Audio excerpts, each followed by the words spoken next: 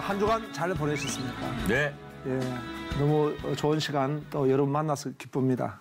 예, 우리가 지금 살고 있는 이 시대에 참 친구가 참 필요합니다. 네. 또 좋은 친구를 만나야 될 줄 압니다. 아멘.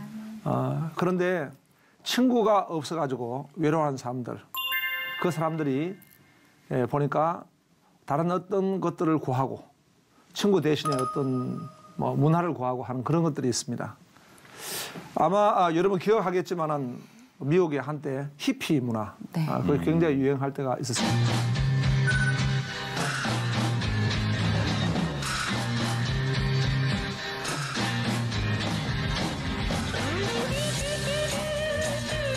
그 히피 문화는 영혼의 어떤 그 고독, 영혼의 친구가 없었을 때 생겼던 그 방황, 그런 것들로 말미암아 이 시대에 반항하는 사람들의 모습이 하나의 히피였습니다. 그런데 그 히피들의 친구가 되어줬던 분이 있죠. 척 스미스 목사님이라고, 갈보리 교회의 척 스미스 목사님. 하루는 그분이 목회를 하시는데 그 따님이 친구를 한 명 데려왔습니다. 보니까 완전히 히피. 긴 머리에다가 남루한 복장. 그러나 조금 더 비굴하지 않게 그런 눈빛을 하면서 당당하게 온 친구였습니다. 그런데 이 친구들은 일을 하지 않고 계속 노숙자 같이 그런 삶을 삽니다. 그런데 그 히피들을 잘 이렇게 케어했습니다. 한 히피가 한 히피를 부르고 나중에 히피족이 그냥 이루어져서 교회가 부흥하게 된 것입니다. 그래서 미국의 갈보리 교회를 이루었대요. 우리나라도 참 그 역사적으로 볼 때 그런 고독한 시간들이 있었죠. 네. 나라를 잃어버리고 우리 나라가 친구가 돼야 되겠고 나라가 또 우리 같은 형제가 되어야 하는데 그 나라를 잃어버리고 살았던 시대가 있었습니다. 그 시대에는 정말 외로운 시대였죠. 그럴 때에 어떤 음악을 하는 작곡가에게 한 친구가 찾아와가지고 자기는 독립운동을 하겠다고 하면서 같이 교제를 하다가 그 친구는 독립운동을 떠나고 말았습니다. 그 친구의 모습을 이 음악으로 담았습니다. 그 음악이 바로 선구자입니다. 선구자. 선구자 들어봤습니까? 네. 그럼요. 네. 예, 당연히 들어봤겠죠.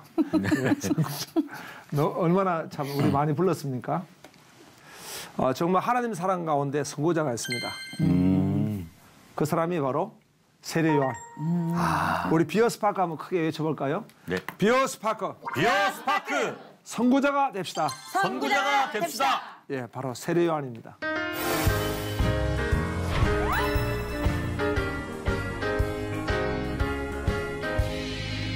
세례 요한을 보면서 세례 요한은 그 이름의 뜻이 하나님께서 사랑한 자, 하나님이 정말 사랑을 하신 사람이 바로 세례 요한이었습니다. 세례 요한은 하나님의 말씀을 선포하는 그 자리에서만 있었지 다른 어떤 삶에 대해서는 그는 크게 기대하지 않고 하나님 말씀 전하는 그것이 그의 가치였고 기쁨이었고 또 은혜였고 그것이 그의 삶의 보람이었습니다. 외치는 자의 소리. 예. 조지 굿맨이라고 하는 성리학자 그런 말을 했습니다. 선구자에게는 세 가지 책임이 있다. 첫 번째는 길을 깨끗이 하는 것이다. 길을 깨끗이 하는 것이다. 두 번째, 길을 예비하는 것이다. 그리고 길에서 비켜 나오는 것이다. 왜? 이 선구자는 자기가 주인공이 아닌 거예요. 그 길을 이제 준비하는 사람이고 길을 깨끗이 하는 사람이고 그리고 선구자에게 너무 정말 멋있는 것은 자기는 비켜나는 거예요. 조국이 앞으로. 또 이 세례 요한은 예수님을 앞으로. 예수님을 앞으로. 이렇게 하는 것입니다. 어찌됐든 세례 요한을 보면서 우리는 그런 믿음의 선구자, 축복의 선구자가 되어야 되겠다. 그런 소원을 가져봅니다. 아멘. 그러면 세례 요한이 받은 복은 무엇인가를 보니까요. 그는 먼저 출생의 복을 받았습니다. 누가복음 1장 13절 14절에 보니까 천사가 그에게 이르되 사가라여 무서워하지 말라 너희 간구함이 들린지라 네 아내 엘리사벳이 내게 아들 낳아주리니 그 이름을 요한이라 하라. 그러니까 세례요한은 누구에게서 태어났는가? 정말 우리가 감사한 것은 또 이렇게 대한민국의 백성으로 태어난 것 감사하고 또 하나님을 믿을 수 있는 그런 믿음의 그 배경을 가지게 해주신 것 감사하고. 아멘. 그러니까 이 태어남이 참 감사한 거죠. 아멘. 네, 출생의 복. 그 다음에 세례요한을 보니까 훈련의 복을 받았습니다. 누가복음 1장 15절에 이는 그가 주 앞에 큰 자가 되며 포도주나 독한 술을 마시지 아니하며 모태로부터 성령의 충만을 받아 훈련받는 거예요. 그러니까 우리가 교회를 만날 때 그 교회가 나를 훈련시켜 주는 거예요. 아멘. 소연 씨 한번 이야기해 봅시다. 누구에게 훈련 받았습니까? 저는 그 훈련을 저는 어렸을 때 개척교회에서 이렇게 신앙생활을 했는데요. 뛰어놀면서 이렇게 목사님 그리고 그 선생님들한테 이렇게 저는 배움을 받으면서 지금까지도 그 어렸을 때 개척교회에서 했던 믿음 생활이 지금까지 쭉 이어오는 것 같아요. 선대 씨는 어떻습니까? 네, 저는 이제 처음 뵀던 이제 전도사님, 네, 청년부 전도사님한테 이제 이렇게 쭉 이제 훈련을 받아서, 예, 광야. 어떻게 보면은 우리가 이제 교회라고 하는 곳에서 우리가 신앙 훈련을 받고 학교에서 정규 교육을 받습니다. 또 하나의 우리 훈련은 바로 삶의 현장입니다. 예. 나는 이제 우리 교인들에게 성경 공부를 가르칠 때 그렇게 말합니다. 한 손에 여러분 바로 이 교재입니다. 양육 교재입니다. 성경을 기초로 하는 교재입니다. 또 하나의 교재가 있습니다. 바로 당신의 삶입니다. 이 삶은 바로 나를 훈련시키는 바로 학교라는 거예요. 예. 그러니까 이 훈련을 만일 하나님 밖에서 훈련받으면 그것은 인생의 연단입니다. 고난입니다. 그러나 하나님 안에서 내가 훈련을 받으면 그 훈련은 정말 나를 유익하게 만들고 복되게 만드는 것입니다. 그래서 훈련받는 것도 복이다. 아멘. 할렐루야. 아멘. 네.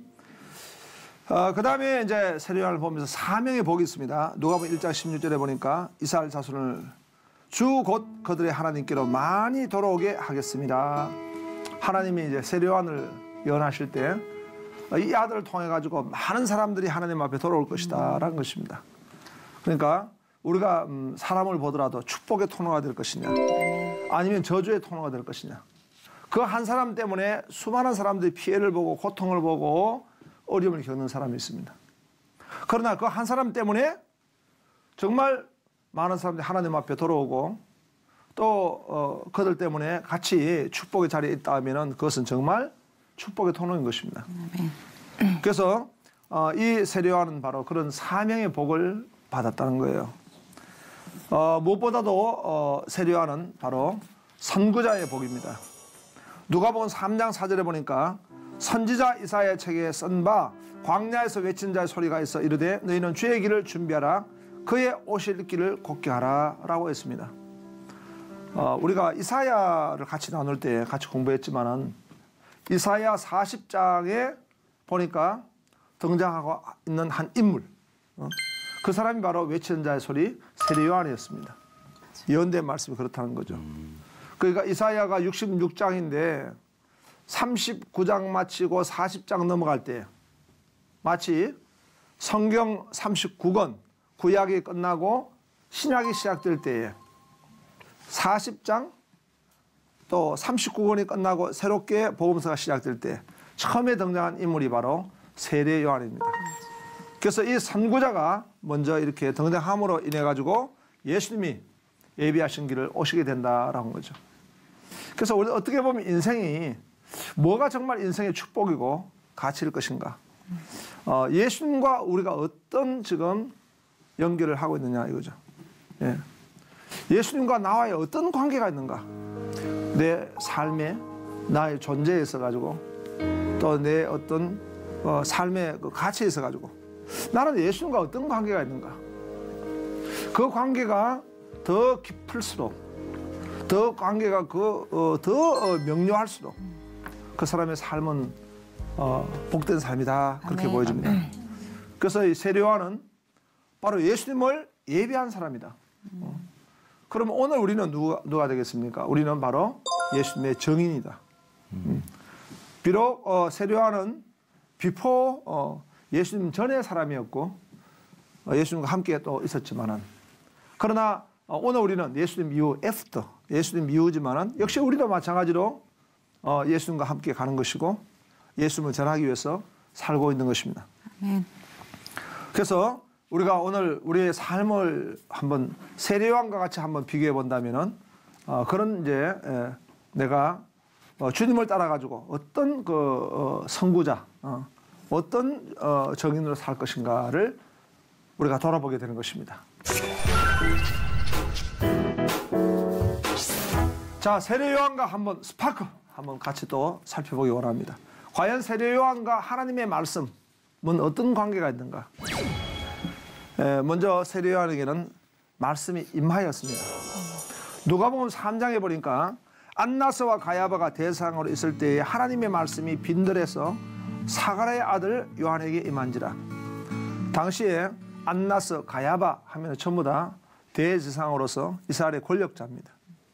그 사람들은 이제 하나님의 대리자라고 막 그렇게 말하고 또 사람이 어떤 대표로서 대제사장의 자리에 있지만은 그러나 하나님 말씀이 임하지 않았어요.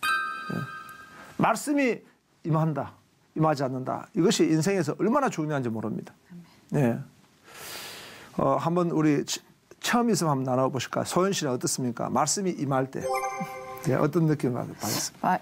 말씀 없는 삶은 정말 그냥 세상적인 삶으로 그냥 빈 껍데기 같았거든요. 근데 정말 그러면 안 되는데 힘들 때 말씀을 딱 볼 때 위로를 받을 때 그때 정말 이 말씀이 나를 위해서 이렇게 주님이 같이 위로해 주는구나 이렇게 경험한 적이 있습니다. 아멘. 네. 네. 선드 씨 어떻습니까? 네, 저는 이제 항상 이제 기다리는 직업이다 보니까 항상 이제 하나님 말씀 속에는 예수님 말씀도 그렇고 이제 기다려라. 네, 어떻게? 기도하면서. 그래서 그런 말씀 속에서 살다 보니까 좀 그래도 좀 마음이 평안해지고 기다림 자체가 어떤 기도를 통해서 좀 이렇게 온화해지고 행복해지는 그런 걸 좀 많이 느낍니다. 그 기다림이라는 단어가 굉장히 의미가 있는 단어입니다. 네. 뭐 직업적으로도 기다리고, 네. 고도를 기다리며. 문학적인 또 오늘 목사님의. 그런데 이제 우리가 신앙적으로 본다면은 계시 의존적이라 그렇게 표현할 수 있거든요. 그러니까 하나님 말씀을 의지하고 있는 거죠. 네. 그 다음에 말씀의 선포입니다. 누가복음 3장 8절에 보니까 그러므로 회개에 합당한 열매를 맺고 속으로 아브라함이 우리 조상이라 말하지 말라. 내가 너에게 이르노니 하나님이 능히 이 돌들로도 아브라함의 자손이 되게 하시자. 하나님이 이 세례를 통해 가지고 하나님 말씀을 선포하는 사람으로 쓰셨습니다. 그 다음에 이제 이 선구자로서는 그 세례요한이 말씀의 전령이었다. 말씀의 전령. 그래서 요한복음 1장 30절에 보니까 내가 전에 말하기를 내 뒤에 오는 사람이 있는데 나보다 앞선 것은 그가 나보다 먼저 계심이라 한 것이 이 사람을 가르킴이라. 그러니까 예수님 전에 이제 그 사명을 하기 위한 하나님 말씀을 받았습니다. 그리고 또 이제 그는 정가는 사람이 있어요. 요한복음 1장 3, 4절에 내가 보고 그가 하나님의 아들이심을 정언하였노라 하니라 했습니다. 그 다음에 속죄. 요한복음 1장 29절에 보니까 이튿날 요한이 예수께서 자기의 나오심을 보고 이르되 보라 세상 죄를 지고하는 하나님의 어린 양이로다. 그러니까 세례요한을 보면서 하나님 말씀과 같이 살고 같이 누리고 같이 만나고 그런 걸 볼 수가 있습니다. 또 세례요한은 기도의 사람입니다. 프레이어. 우선 자기가 기도 응답의 혜택을 받았습니다. 기도 응답으로 낳은 아들입니다. 누가복음 1장 13절에 천사가 그에게 이르되 사가랴여 무서워하지 말라. 너의 간구함이 들리리라. 내 아내 엘리사벳이 내게 아들을 낳아주리니 그 이름을 요한이라 하라. 본인 스스로가 기도 응답의 그런 축복을 받은 사람입니다. 응답이다 이 말이에요. 기도 응답. 그 얼마나 복을 받았습니까? 그 다음에 그의 기도는 보니까 빈들의 기도였다. 누가복음 1장 80절에 보니까 아이가 자라며 심령이 강해지며 이스라엘에 나타나는 날까지 빈들에 있습니다. 그러니까 어떤 의미에서 좀 우리가 연단을 받고 어려움을 가지고 있다는 것 자체가 하나님이 가까워지는 시간, 말씀이 가까워지고 기도가 정말 가까워지는 시간입니다. 세 번째로는 삶입니다. 이 세례요한의 삶을 보니까 하나님이 쓰시려고 나실인의 삶을 살게 하셨다는 거예요. 누가복음 1장 15절에 보니까 이는 그가 주 앞에 큰 자가 되며 포도주나 독한 술을 마시지 아니하며 모태로부터 성령의 충만을 받아 구약에 보니까 나실인을 두셔가지고 하나님이 쓰셨거든요. 뭐 삼손도 나실인이고 또 뭐 사무엘도 나실인이고 나실인은 세 가지 하지 말아야 되는 게 있지 않습니까? 포도주를 마시지 말라. 그것은 세상에 취하지 말라는 거예요. 또 머리를 깎지 말라. 그것은 사람들이 그를 갖다가 뭐 비웃고 또 지적할지라도 거기에 굴하지 않고 하나님의 사람으로 존재하고 산다는 거예요. 그러니까 하나님 믿는 사람이요. 다 우리가 칭찬받을 수가 없습니다. 예. 세상과 타협할 수가 없다 그 말이죠. 네. 그리고 죽은 시체를 만지지 말라. 시체를 만지지 말라는 것은 바로 속된 세상과 함께하지 말라는 그런 뜻입니다. 예. 그렇죠. 우리가 레위기서 말씀도 같이 보았지만은 내가 거룩하니 너희도 거룩하라 말씀이거든. 아멘. 그것은 이제 거룩이란 자체가 바로 구별을 말하는 것입니다. 구별을 말하는 것입니다. 그러니까 하나님이 이 거룩한 종을 쓰게 하시기 위해서 보니까 그 빈들에서 자라게 하시고 광야에서 살게 하시고 그러면서 하나님 말씀을 받게 하시고 또 하나님 앞에 기도하는 자의 삶을 살게 하셨던 걸 볼 수가 있습니다. 그 다음에 이제 세례요한은 등불 같은 삶입니다. 요한복음 5장 35절에 보니까 요한은 켜서 비추이는 등불이라. 너희가 한때 그 빛에 즐거이 있기를 원하였거니와 라고 했습니다. 우리 성도는 누구이겠습니까? 세상의 빛이다라는 거죠. 그 유명한 그리스 철학자 중에 한 분이 낮에도 등불을 들고 다녔다 그러죠. 낮에도. 왜? 자기가 이 세상의 빛이라고. 등불을 들고 다녔다. 예? 빛을 비추는 사람이라는 거예요. 예. 그러니까 우리 세상에 있는 사람들은 다 어둠이기 때문에 예수 믿는 사람이 진짜 한 사람이 있다면 그 사람을 통해 가지고 빛을 보는 거예요. 아, 저렇게 사는구나. 뭐 예를 들면 정치인들 같으면은 저 크리스찬들, 저 크리스찬의 정치인이 그렇게 살아가는구나. 그렇게 판단하는구나. 우리가 많이 배우게 되고 용기를 얻게 되는 것입니다. 또 뭐 경제를 하는 사람들이라든가 뭐 교육에 종사하는 사람이라든가 어떤 분야든지 간에 그 사람이 크리스찬이면은 빛을 비추는데 요한을 보고 등불 같은 사람이라고 그렇게 했습니다. 요한은 보니까 겸손한 사람이었습니다. 누가복음 3장 10절에 보니까 요한이 모든 사람이 대답해 이르되 나는 물로 너에게 세례를 불거니 나보다 능력이 많으신 이가 오시나니 나는 그의 신발 끈을 풀기도 감당하지 못하겠다. 그래서 난 세례 요한을 보면서 우리 그리스도인들의 모습을 좀 도움받고 또 교훈을 얻는 삶인데 굉장히 당당하잖아요. 네. 뭐 그 이스라엘 사람들에게 대해서 회개하라 그렇게 당당하게 선포하지만은 그러나 또 굉장히 겸손한 사람이에요. 왜냐하면은 당시에 예수님과 나이가 비슷할 때예요. 세례 요한이. 예. 사실 보면은 세례 요한이라든가 스데반이라든가 예수님이라든가 또는 바울이라든가 다 이분들이 그 나이가 비슷해요. 예. 그럼 나이가 비슷한 분이 왜냐하면 세례 요한이 몇 달 먼저 났잖아요. 그 나이가 비슷한 분인데 지금 세례 요한이 막 그 하나님 말씀을 선포하니까 막 사람들이 구름대같이 몰려들었잖아요. 그런데 예수님이 나타나고 난 뒤에 사람들이 그걸로 다 빠져가 버린 거예요. 뭐 쉽게 말하면은 우리 집이 그냥 장사가 잘 되다가 장사라는 표현은 그렇지만은 흥업을 하다가 그냥 옆집에 가게 열었는데 그 집이 확 잘 됐단 말이에요. 그러면 인간적으로 볼 때는 화가 날 거 아니에요. 그렇죠. 우리가 뭐 강의를 잘하는 사람들도 자기 강의하는데 막 오고 막 좋은 댓글 막 달아주고 시청률이 올라가면 막 기분 좋은데 그냥 시청률이 쭉 빠지게 되면 기분이 안 좋잖아요. 그렇죠. 그런데 세례 요한은 그게 문제가 아닌 거예요. 자기에게 사람이 다 갔는데 오히려 그 예수님을 보고 자기는 신발끈을 매기도 부족한 사람이라고. 그래서 세례 요한을 보고 누가 그러더라고요. 그 삶은 정말 짧고 굵게 한 일자로 꺼놓은 삶 같다고. 응? 그 인생의 삶은 한 일자로 쭉 꺼놓은 삶 같다고. 제가 신학교 때 어떤 강사 목사님 오셔가지고 부흥회를 하시는데 이 세례요한만 가지고 3일을 하셨어요. 그때 참 많이 울었습니다. 왜냐하니까 그 세례요한의 삶이 한 일자로 쫙 그냥 그런 삶을 살아야 되겠다. 그런 이제 참 신학교 때 받은 은혜가 있는데 그런 같이 세례요한의 삶을 보면서 군두대가 없는 그냥 좀 외치는 자의 소리의 삶을 살았다는 것입니다. 이런 선구자 오늘 같이 나눴습니다. 한번 성대 씨 어떻습니까? 네. 오늘 공부하면서 같이 나눌 수 있는 말씀 한번 부탁하겠습니다. 저도 이제 신앙생활을 하면서 이제 모든 사람들이 이렇게 지켜보잖아요. 아, 쟤는 배우니까 신앙생활을 어떻게 할까.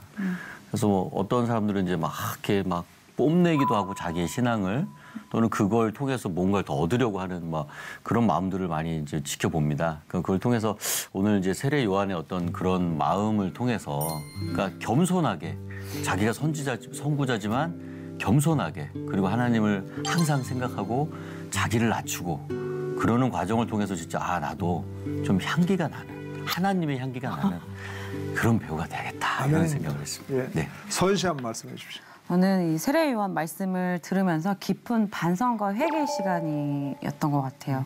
광야에 있어도 주님께 감사하는 마음을 가져야겠다.